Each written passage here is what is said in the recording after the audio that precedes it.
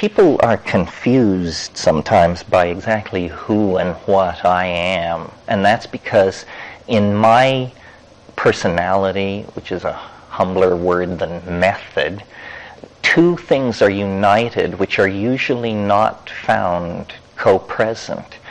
My techniques are all shamanic and involve perturbing the senses and dissolving ordinary states of mind through psychedelics. So my techniques are shamanic, but what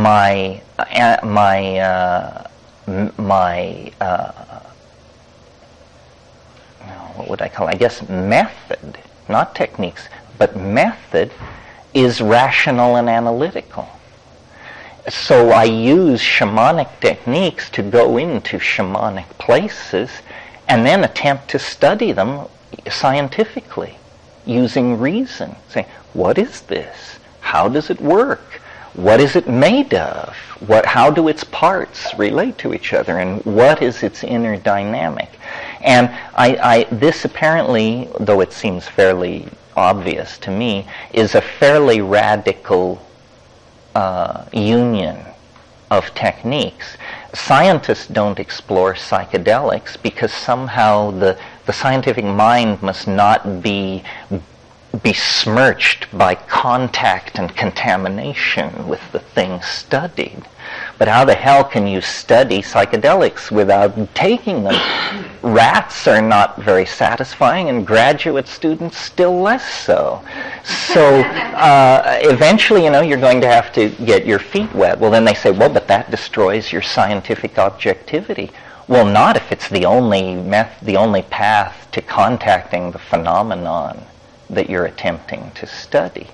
So that has worked for me. I am not part of the New Age in my own mind. To me, the New Age is typified by an incredible credulity and an utter immunity to cognitive dissonance.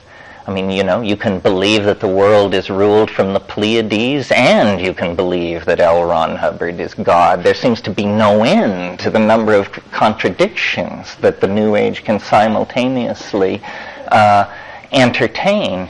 But what I have done is I probe weirdness, but rationally.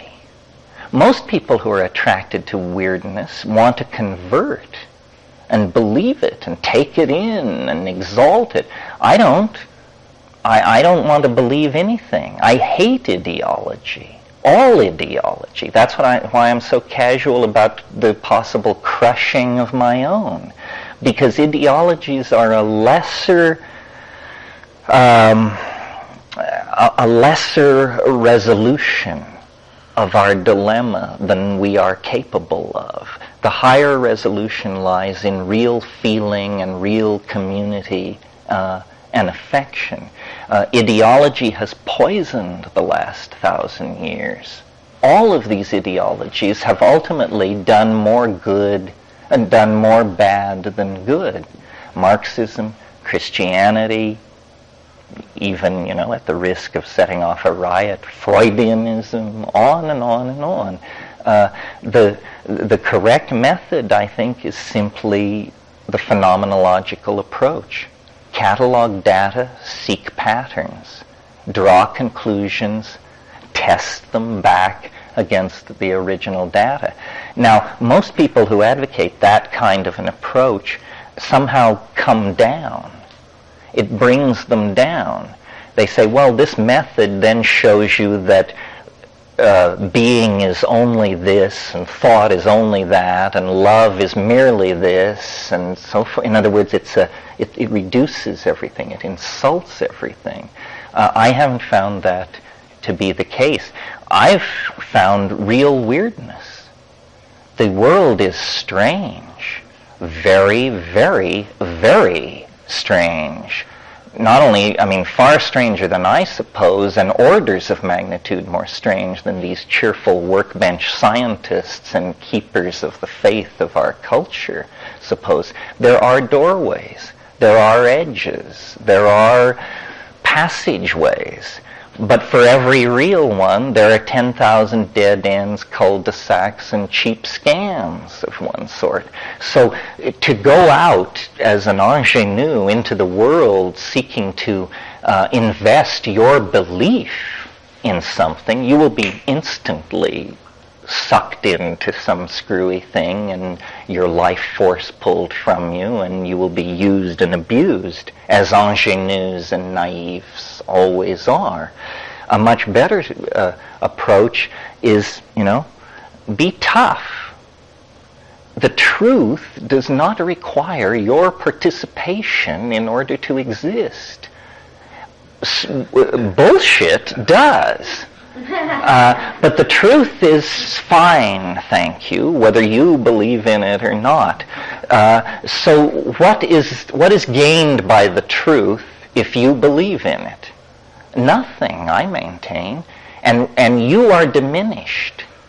You are diminished because by believing in something, you have precluded your freedom to believe in its opposite. You gave away the most precious existential currency in the universe.